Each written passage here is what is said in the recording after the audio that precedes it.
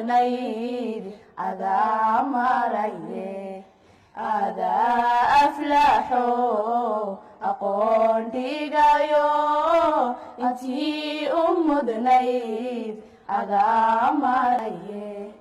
أماني هذا الرحمن الرحيم الحمد لله والصلاة والسلام على رسول الله صلى الله عليه وسلم كسو دوادا برنامج كعويسك أقونتا oo runtii caawa in ku soo qaadanayno aqoon runtii aad u khusaysa cid alla qad xiisaynaysa wax qorista iyo wax akhrinta aan ku horeeyo runtii qaababka ugu fiican ee wax loo qoro haddii aad kitaab qorayso iyo haddii researchkii jaamacadda aad qoraysay aad ku qalin jabinaysay iyo haddii article aad qoraysaba waxa jira runtii dariiqo loo maro طريقة يرى فضل إسلام مرهانتنا very powerful أو هدي استعمال شر نهانتي أذكو أنفعيسا أين عاود المامينا طريقة يسكو وحكي بلاميسا هدي أضربتين البوك قرطو واحد كبلاويسا مركا أجوهر يسوي واحد حديديسا موضوع أضربتين وحكي قرطو والشيء أجوهر يعد سمينيس موضوع مركا حديديسا هطبا laba arrimood waa muhiim ariga koowaad ee muhiimku waxa weeyaan marka aad rabto inaad mowduuc runtii aad maxay ka hadasho oo wax ka qorto waa inaad adigu tahay qof mutamakin waa inaad ku tahay yaani fiilkan aad wax ka qorayso ee mowduucan aad rabto inaad wax ka qorto waa inaad aad u taqaana fiil aanad waxba ka garaneen mowduuc aanad wax badan aanad ka helin waxba ha ka qorin halagaabeen isweydiisaan waayahay sidee baan ku garan karaa inaan mowduucan aqoontii la raba u leeyahay run ahaantii dadka aadka wuxuu qoraa waxay yiraahdaan qofka waxa la oranayaa mowduucaas wax buu ka qori karaa haddii mowduuca aad ka akhriday ugu yaraan konton buug aad ka akhriday konton buug mowduuca haddaad ka akhriday mowduucaas waa ku degay waa taqaanaa wax waad ka qori kartaa wax kale la oran karaa haddii intaad halkaas soo istaagto saacad aad soo istaagto oo saacadda mowduuca aad sharxi karto adigoon hore u soo diyaarin oo si fiican aad u sharxi kartana saacad hadda markaa waxa la oran karaa mowduucaasi qofkaas waxbuu ka qori karaa ujeedadu waxay tahay mowduuca aad wax ka qoriso aqoontiisa yeelo laakiinse mowduucan aad aqoon u lahayn oonad aad ugu talax tegin haddaad wax ka qorto way kugu soo noqonaysaa sababtoo waa taariikh hadhaysa waa caddayn hadhaysa hadhow taariikhdaada way kharibaysa marka kow qodobka koowaad horta waa kaas lambar 2 waxa iyadana la socda qodobkan waa inaad isweydiisaa waa maxay sababtaad wax u qoraysaa waxbaan iska qorayaa qoraaban noqonaya dadku hay bartaan lacag baan ku raadsanayaa maaha waa inaad isweydiisaa sababta kugu kaliftay inaad wax qortaa waa in caddaa inta badan waxa la yiraahdaa asbaabaha kana wax in la qoraa waxa weeyaan kow adigoo mowduucan aad wax ka qoriso baahi loo qabo oo waxa lagu qababa aqoon cusub aad keenaysaa waxaad ogtahay inaad aqoon dheeraada adigu aad soo kordhinaysid wax wada qori arinta waxaad ka qori kartaa ama maahe qaabka kutubta mowduucan ka hadlay qoran yihiin ayaad leedahay qaab ka duwan oo ka fiican oo dadku ka jecel yihiin ba ku soo bandhigaya taasina waad samayn kartaa oo waxbaad ka qori kartaa ama maahe waxaad leedahay niyo sheegan uu aad u baday mowduucan marka anigu summary baan ka sameynaya si yaro kooban ayaan dadka ugu soo dhigaya ama maahe waxaad leedahay mowduucan aan wax ka qorayo niyo kutubta wax ka qoray madmadow badan baa ku jira marka waxaan rabaa inaan sharxo oo faahfaahiyo ayaan rabaa ama maahe waxaad leedahay mowduucan niyo wax badan baa laga qoray laakiin 100 kitaabay ku kala firqsan yihiin anu marka waxaan rabaa baa tiri inaan meel isku keeno taana waa samayn kartaa runtii marka waxa qodobkan ku sheegaya waa mowduucan marka aad wax ka qorayso waa inay baahidiisa jirtaa waxbaan iska qoraya ma soconayso waa inay jirto wax adigu aad buuxinayso oo lada war waxaasa dhiman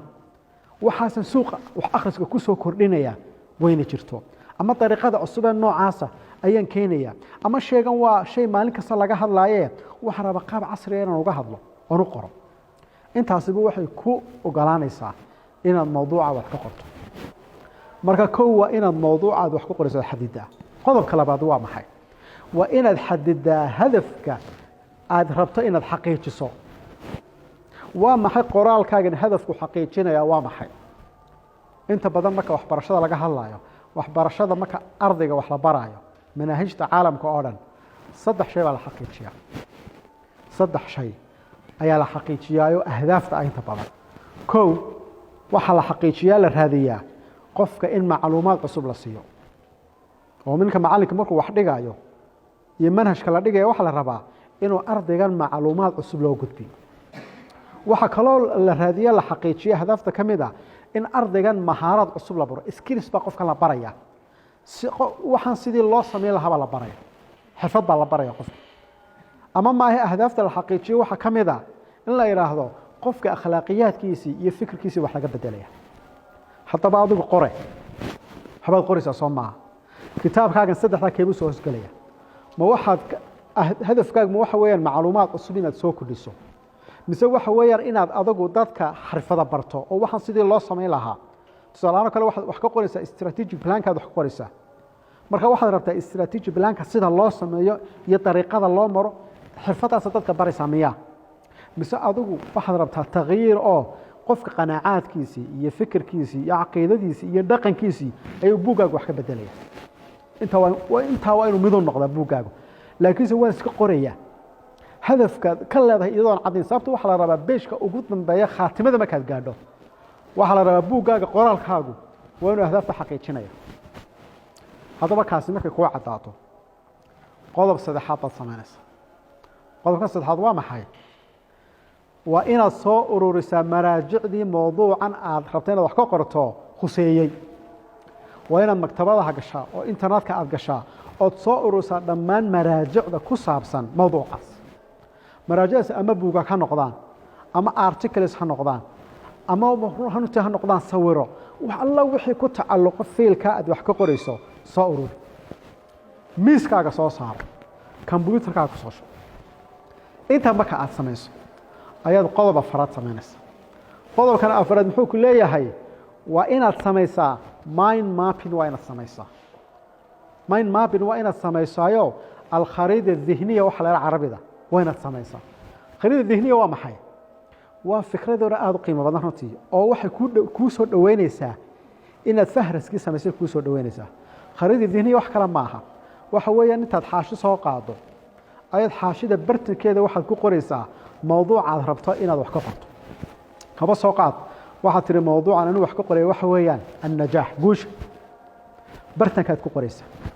bartanka markaa saa ku qorto waxaad isweydiinaysaa najaaxa iyo guusha haddaan isla wax ka qor waa maxay mawaadiicda ugu waaweyn ee ay tahay inaan ka hadlaa ay isweydiinaysaa maxaa kugu soo dhacaya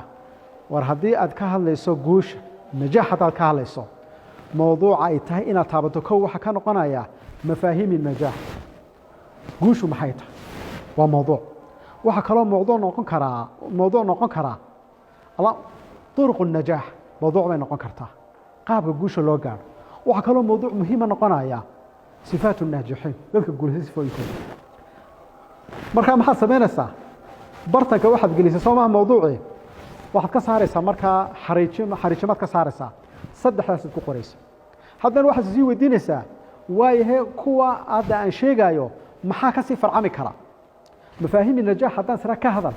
maxay tahay ka sii hadlo saatir waxay tahay ka hadlo taariifka najaax guush waa maxay taariifkeeda waa inaad ka hadashaa marka mafaahiimta laga hadlayo mabaadida guush waa maxay waa inaad ka hadashaa baatiri marka laga hadlayo mafaahiimta laga hadlayo waa inaad ka hadashaa calaamaat النجاح intaas waxay ka hoos baxaysaa mafaahiimta طرق النجاح maxaa ka hoos bixi karaa tiri oo ka farcami kara waxa ka farcami kara duruqda lagu gaaro waa maxay ee ku gaarsiinaya تحديد الأهداف كاملة أهداف تين الحديدو ودرقة كجارسينيسا إن المحور هاي رنتي أجر مركب موضوعي الكهل لسه آيات سوق هذا صايو وحدو سمينه سيدا جيد أنت الموضوع يحدده أيضا سوا ما هو حجوا وين أيتينا كهله حتى نكوا صاد واحد سيسوي دينيسا كوا محاك فرع عمايا حتى واحد سيسوي دينيسا كوا محاك سيفر عمايا ساسادو دقيس خريطة ما كأت سمايسو إذا قلت التوبيك aad ka hadlayso wax alla waxa mowduuca ee ku hoos jira arinta wax muhiimad gaar ah u leedahay khariid dhihni ma kala sameeyo waxa ku fiican tahay wax alla wixii fikirkaaga ku soo dhaca ayaad qoraysaa alla wixii kugu soo dhaca oranaysaa talow najaax marka laga hadlayo maxay tahay inaad ka hadasho tii waxay tahay inaad ka hadasho guusha iyo maalka waxaad ku qoraysaa khariid dheeniya halku ka soo galaya qaybta ugu dhow baad raacinaysaa ka marka aad samayso ayaa qodobkan aad u gudbaysaa qodobkan waa maxay qodobkan wuxuu ku leeyahay waa inaad samaysaa fahraskii waana samaysaa fahraskii ay ku qornaayeen chapter waxaan oo dhan waa inaad samaysaa haddii fahraska saad u samaynaysaa khariidadii aad samaysay inta soo qaado waafaji fahraskaaga waafaji inta badan fahraska waxaa loo qaybiyaa markaan dhinaca carabida ka egno baab iyo fasal iyo farac marka wax kalaha samayne khariid dihniya soo qaado waa maxay mowduucyada ugu waaweyn aad ka hadlaysay mowduucu ahaa tiri mafaahiim najaax buu ahaa mowduucna wuxuu ahaa in sifaat الناجحين mowduucna wuxuu ahaa طرق النجاح saddexdaas saddex baab ka dhig saddexdaas soo kama dhigin ka ugu horeeya soo qabso ka hore muxuu ahaana mafaahiim النجاح waxaas weydiisaa kaasi waa baabe imise fasal baa ka hoos bixi karaa markaasaa tiri waxaa ka hoos bixi karaa tacriif النجاح fasal buu noqonaya waxaa ka hoos bixi karaa mabaadi النجاح fasal kaluu noqonaya waxaa kaloo ka hoos bixi karaa maqaayiis النجاح wasna fasal noqon kara ka kala saasi leg marka maxaa samaysay baabkii baad samaysay haddana fasalkii baad samaysay fasalka laftiisa waa sii dhaadhacaysaa oo tusaalahaan kale marka tacriifku waa fasal maxaa ka hoos baxaya tacriif النجاح في الإسلام tacriif النجاح المعاصر sida u sii wad marka chapteriskaagii oo dhan ayaad qoraysaa marka waxa imisa baab imisa fasal imisa farac waxa runtii jirta qaacide aad loo isticmaalo oo haddaad rabto buuggaagu inuu qurux badnaado waxa la yiraahdaa war baababku yaani saddex ka yaraan fusuushuna yaani saddex ka yaraan furuucduna yaani saddex ka yaraan ani marka tiraado saddex baab marka meesha ku qorto baabka koowaad saddex fasal ka saar fasalka koowaad saddex farac ka saar sida uu baan ugu leeyahay marka uu yar qurux badnaanaya laakiin haddaad tiraado saddex baab baan ka dhigayaa baabkii koowaad waxaad ka saartay 10 fasal baab الأول 10 fasal baad u qaybisay qofkii akhrisanayay ma jecelsanayo marka isku yara sargo saddex baab saddex fasal saddex farac ama 5 baab 5 fasal 5 farac oo baab kasta 5 fasal baa ka hoos baxaya fasal kastana 5 farac baa ka hoos baxaya haddaba marka chapteriska saad u samayso ayaad qodobkan u gudbaysaa qodobkan waa aad buu muhiim yahay oo qodobada aadka runtii practically markaad eegto kuu fudaydinaya inaad wax qorto weeyaan wuxuu ku leeyahay qodobkani waxaad soo qaadaa warqada cad soo qaad waraqaha cadcadeed soo qaadayso waxaad ku sargoynaysaa inta baab inta fasal iyo inta farac ee aad rabto inuu ka koobnaado kitaabkaagu tusaalahaan waxaad tiri waa saddex baab iyo saddex fasal iyo saddex farac oo macnaheedu tahay baab kastaana saddex fasal buu yeelanayaa fasal kastaana saddex farac buu yeelanayaa marka waxa lagu leeyahay waraqa cadcadoo inta u dhigma soo qaado waxaad soo qaadataa saddex warqadoodoo saddex baaba haddana baab kasta imse u qaybsanaya saddex fasal baab kasta saddexdii fasaloo waraqana soo qaado adigu dhowr iyo labaatan muxuu ahaayey waraqadood bay noqonayaan dhowr iyo labaatankaa waraqadood soo dhig barta iyagoo cadcad markaad sidaa u soo dhigto haddaba maxaad samaynaysaa fasalkas baab kasta warqad kasta waxaad ugu talagelaysaa hal baab iyo hal fasal iyo hal farac baabka koowaad Soomaali baabka koowaad warqad buu yeelanaya baabka labaad warqad buu yeelanaya baabka saddexaad hal warqad buu yeelanaya oo cad weeyaan ciwaanku ma ku qoraysaa baabka koowaad maxaan ku sheegnay mafaahiim النجاح warqad cad baad ku qoraysaa mafaahiim النجاح baabka labaad maxaan nidhi sifaat الناجحين warqad cad ku qoro baabka saddexaad warqad طرق النجاح warqad cad baad ku qoraysaa baabka koowaad maxaa ka hoos baxay saddex fasal ka soo qaad fasalka koowaad maxaan nidhi تعريف النجاح ورقد عضو يلانيا فصل كلامات محنري مبادئ النجاح ورقد قارو يلانيا كسدحدو مقاييس النجاح ورقد عضو يلانيا فصل ككواد مثلا فرع ما كوربح صدح فرع كوضا محي تعريف النجاح في الإسلام ورقد يلانيا فرع على بضوا محي تعريف النجاح القديم بكدغا تعريف النجاح dadka hore waxay sida maxay u taariifiyeen warqad cad ku qor ka saddexaad muxuu noqonayaa تعريف النجاح المعاصر warqad cad marka waxa lagu leeyahay dhamaan baababkaaga oo dhan dhammaan fusuusha oo dhan dhammaan faraadood mid kasta warqad baad ciwaankiisa ku qoraysa ciwaanka kaliya ku qoraysa ciwaanka markaad sidaa warqad mid kasta ugu qorto baab kasta hal warqad buu leeyahay farac kasta hal warqad buu leeyahay fasal kasta hal warqad buu leeyahay maxaad samaynaysaa qodob aad u muhiim ah maraajicdaadii baad soo qaadaysaa aad soo ururisay waxaad isweydiinaysaa waa maxay 6 marjac ugu muhiimsan ee mawduucan ka hadlaya aan wax ka qoraay taas isweydiinaysaa 6 marjac kuugu muhiimsan baad la soo baxaysaa miiskaad soo saaranaysaa sama u soo saaratay marjaca koowaad baad soo qabanaysaa marjaca koowaad markaad soo qabato fahraskiisaad eegaysaa fahraska markaad eegto waxaad oranaysaa muxuu ka hadlayaa mawaadiicdu ka hadlaayo iyo waraaqahii cadcadee ku yaalay ayuu ma soo fajinaysaa tusaale ahaan waxaad tiri marjicii koowaad wuxuu ka hadlayaa mafaahiim an-najaax ayuu ka hadlayaa waxaad eegaysaa safxadu kaga hadlaayo safxada page-ku kaga hadlayd eegaysaa page-kii markaad hesho maxaad samaynaysaa waraaqahagiiba tegaysaa maxaa kugu yaalay baab dhan baa waxa kugu qornaa mafaahiim an-najaax marka qodobkan ay ku jirno aad buu muhiim yahay qodobku wuxuu ku leeyahay markaad waraaqaha cadcad aad diyaarsato mid kastana aad ku qorto ciwaanka baab kasta iyo fasal kasta iyo farac kasta oo aad rabto inaad wax ka qorto waxaad samaynaysaa maraajicdaad dib ugu noqonaysaa waxaad soo saaraysaa 6 marjic kugu muhiimsan ee macluumaadka ugu badan mawduucaga laga helayo inta marka aad samayso maxaad samaynaysaa qodobka muhiimka waxa weeyaan waxaad soo qaadaysaa yani maraajicdii hadda waa ku diyaar soo maaha marjaca koowaad kugu muhiimsan baad soo qaadaysaa fahraskiisaad eegaysaa fahraskiisa waxa ku qoran mawaadiicdu ka hadlay oo dhan marka fahraska mawaadiicda ku qoran iyo waraaqahaagii wixii canaawinta kugu qornaa ayuumaad isku beegaysaa oo isla raadsanaysaa tusaalaha fahraskii markaad saa u eegtay ayaa waxa ku qoran fahraskii mafaahiim an-najaax waraaqahaagii dib markaad ugu noqoto canaawintoodii mid baa jiray mafaahiim an-najaax kugu qorneed kaasi muxuu ahaa baabka koowaad buu ahaa warqadii baad tegaysaa baabka koowaad sheegaysay mafaahiim an-najaax maxaad samaynaysaa warqadaas waxaad ku qoraysaa wax kale qori maysid kitaabkan magaciisa iyo mafaahiim an-najaax bartuu ku sharxaayo beeshku ku sharxaayo beeshka nambarkiisa ayaad warqadii ku qoraysaa warqadii mafaahiim an-najaax aad ciwaanka ugu dhigtay baabka maxaad qoraysaa marjicii isna ka hadlaayay magaciisa kitaabkaasi iyo ciwaankii kaga taalo fahraskii baad haddana eegaysaa fahraskiiba waxaad ku aragtay waa fahraskii koowaad waa kitaabkii koowaad ee marjaca ku ahaa waxaad ku aragtay tacriif an-najaax tacriif an-najaax waraaqaha keebuu ku jiray saa markaad aragto waxaad arkaysaa inuu kugu jiray fasalka koowaad ayuu kugu jiray kitaabkii marjaca ayaad eegaysaa beeshku ku qorayaad eegaysaa tacriifka uu ku sheegayaad eegaysaa beeshka nambarkiisa soo qaadanaysaa warqadaadiiba tegaysaa waxaad ku qoraysaa warqadii ay kugu qornayd tacriif an-najaax kitaabka magaciisa aad marjaca ka dhiganayso iyo beeshkay kaga taalo tacriif an-najaax kaga taalo haddana fahraskii baad eegaysaa muxuu ahaa kii koowaad marjacii koowaad maxaa ku yaala sifaat an-naajixiin oo beeshkeebu kaga yaal beeshka intaa waxaad ku noqonaysaa waraaqahagii baad ku noqonaysaa waraaqahagii markaad eegto baabka saddexaad ayaa waxaa kugu qornaa sifaat an-naajixiin maxaad samaynaysaa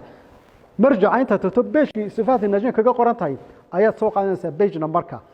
waxaad ku qoraysaa warqadii yareed ee baabka ay kugu qornaa sifaat an-naajixiin kitaabkii magaciisa marjaca ah iyo beeshka sifaat an-naajixiin ay kaga yaalaan dhammaan fahraska marjaca saasaad u dulmaraysaa fahraska saasaad u akhriyaysaa fahraska mawduuc kastuu ka hadlaayo waraaqahagii baad la eegaysaa waraaqahagii markaad la eegto aad ogaato inay iswaafaqsan yihiin beeshka uu marjacan ku sheegayo maad nambarka soo qaadanaysaa kadibna warqadaadii maxaad ku qoraysaa kitaabka magaciisa iyo marjaca iyo beeshku kaga yaalo mawduucaas ayuu maad ku qoraysaa markaad kitaabka koowaad sidaa samayso oo fahraskiisa oo dhan aad wada akhrido oo mawaadiicdu ka hadlaayo aad beeshajkooda ku wada qorto waraaqahaaga haddana waxaad u tegaysaa maxay marjaca labaad si silaag baad samaynaysaa waad eegaysaa mawduucu ka warramayaad eegaysaa mawduuc kastoo ku khuseeya oo waraaqahaagii aad adigu samaysta khuseeya intaad beeshka uu ku yaala aad ka akhrido ood nambarka qaadato ayuumaad raqamka ku qoraysaa warqadaadi ku qoraysaa maxaa kuu soo baxay waxaa kuu soo baxay waraacad cadcad oy ku wada yaalaan mid kasta kutub maraajic magacadooda iyo beeshka uu mawduucaasi kaga yaala mid kastaba waxaa kuu soo baxay tusaale ahaan baabka koowaad markaad saa u eegto maraajicda ka sheekaynaya mawduuca mafaahiim an-najaax 6 marjic aad haysato lixdaasiba mafaahiim النajaax halkay kaga sheekeynayaan iyo beejkay ku yaalaan iyo raqamkiisa ayaa kugu qoran tacriif النajaax maxaa ku soo baxay mawduuca markaad ka hadlayso waxa ku soo baxay tacriif النajaax lixda kitaabad soo akhridayba mid kasta beejku kaga sheekeynaya tacriif النajaax ayaad ku dhex qoratay warqadaada inta markaad samayso ayaa halkana hadda aad u muhiim ah waa bartay sheekadu ka bilaamayso halkan waraqahaagii waa kuu diyaar wax kasta hadda waa kuu diyaar yani waa operationka hadda inaad gashaa waxaad samaynaysaa baabka koowaad fasalka koowaad faraciisa koowaad baad eegaysaa warqadda kugu qoran faraca koowaad maxaa kugu qornaa fasalka koowaad ee baabka koowaad waxaa kugu qornaa tacriif النajaax halkaasaad ka bilaabaysaa waxaad oranaysaa okay maraajicdii kugu qorneed baad eegaysaa iyo raqamka mid kasta kitaab kasta bartu kaga yaalo marjaca koowaad baad soo qabanaysaa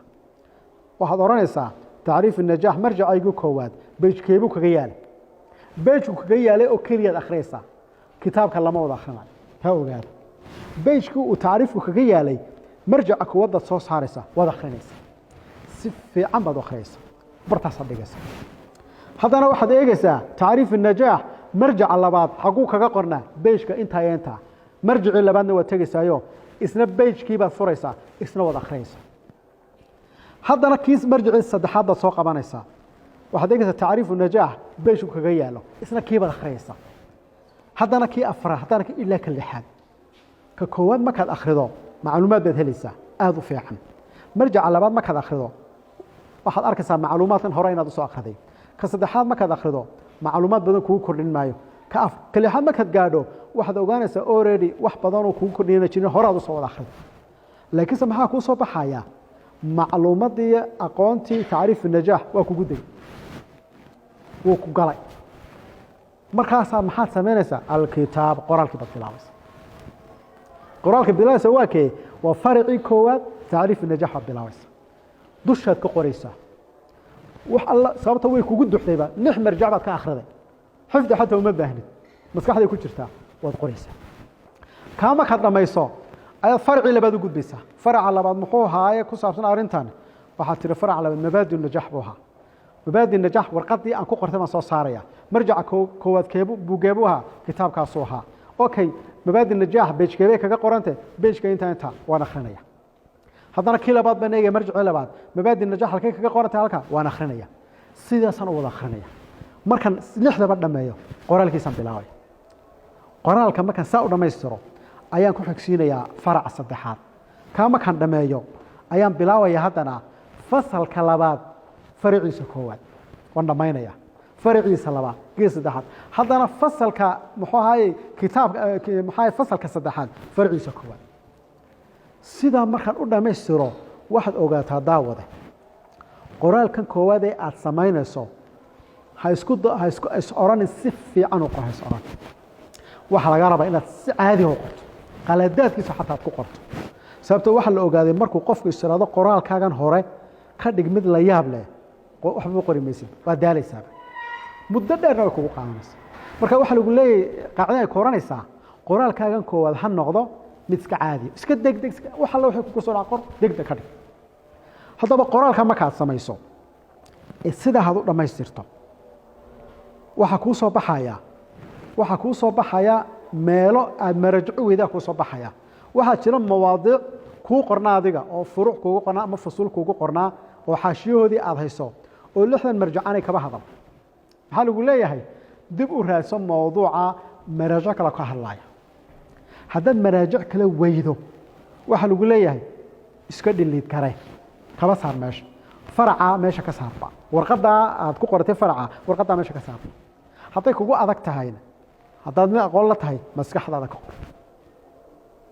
marka maxaa kuu soo baxay qoraalkii koowaad baad samaysay waxaa laga yaaba qoraalka koowaad marka aad wado inay kugu soo baxdo meel u baahan sawir meel u baahan qiso meel u baahan inaad table geliso maxaad samaynaysaa adigoo qoraya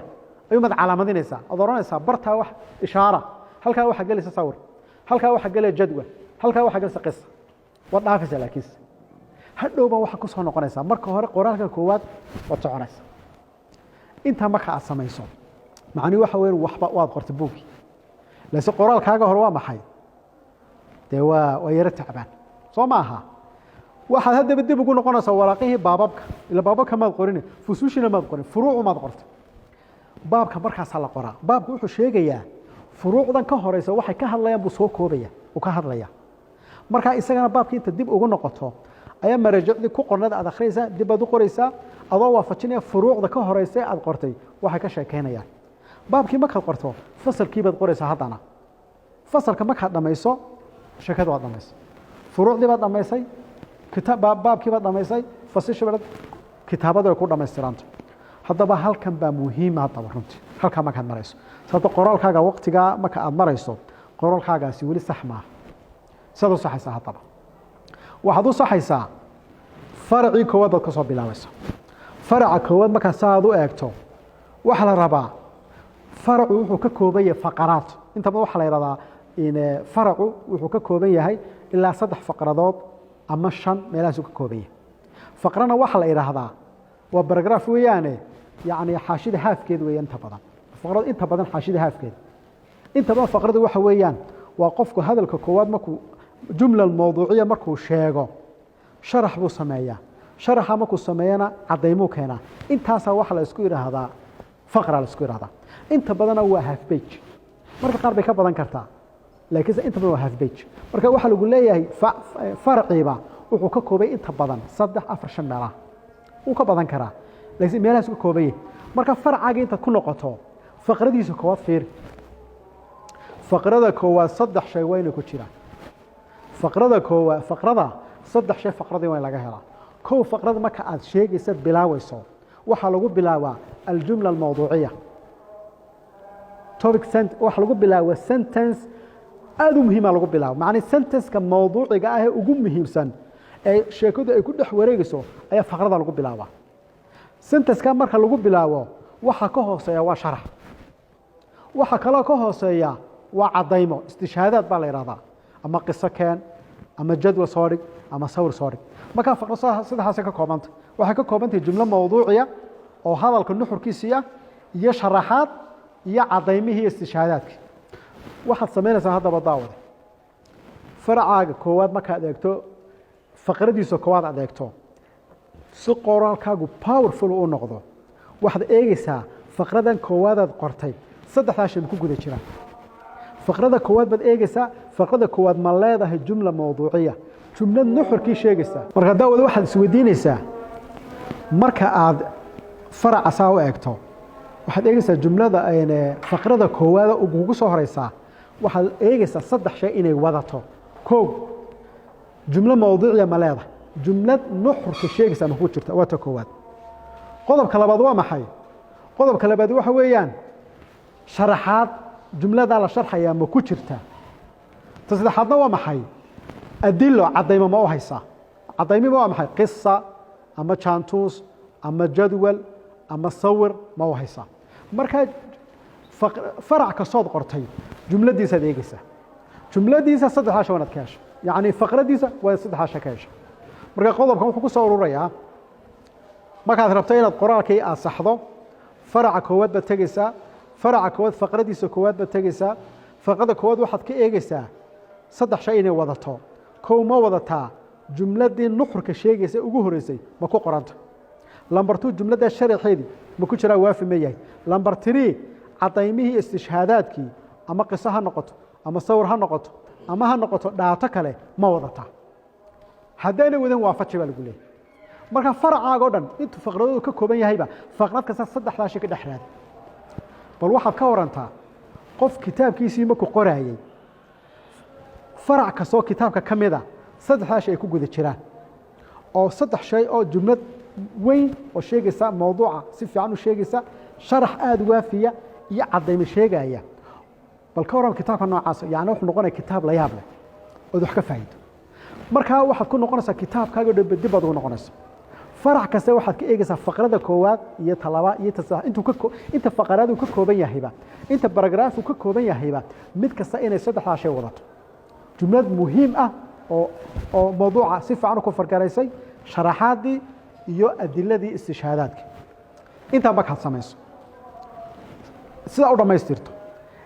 ayaad baabkiina eegaysaa baabkiina saasaad ka dhigaysaa fasalkii baad eegaysaa qoraalkaaga waa dhammaystiray maxaad haddaba samaynaysaa inta ka bacdi khaatimadii baad tegaysa khaatimada marka aad u gudubto khaatimada wax kale ku qori maysid waxaad ku qoraysaa tawsiyaadka dardaaran iyo nasaaix waxa aad sheegayso waxaad kale ku qoraysaa talkhiis waxaad soo koobaysaa waxaad soo qortay oo dhan oo kooban oo nuxur leh ayaad sheegaysaa muqadimada marka ugu dambaysa la qoraa muqadimada marka hore lama qoro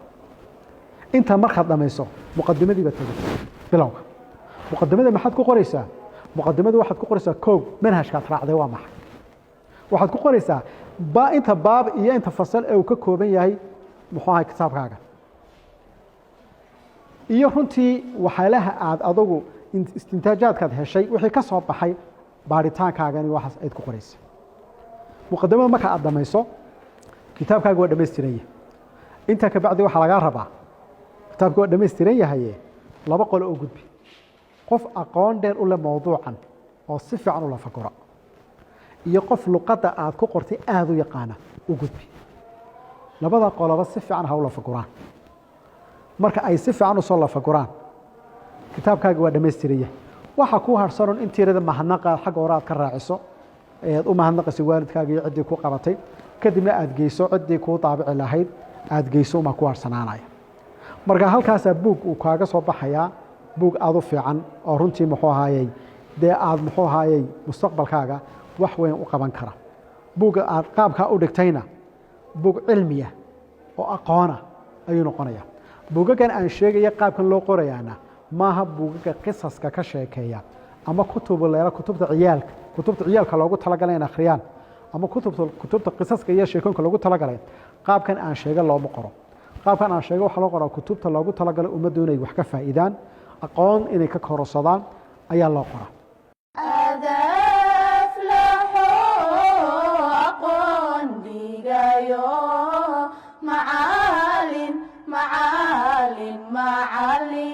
intii u mudnayd adaa maraye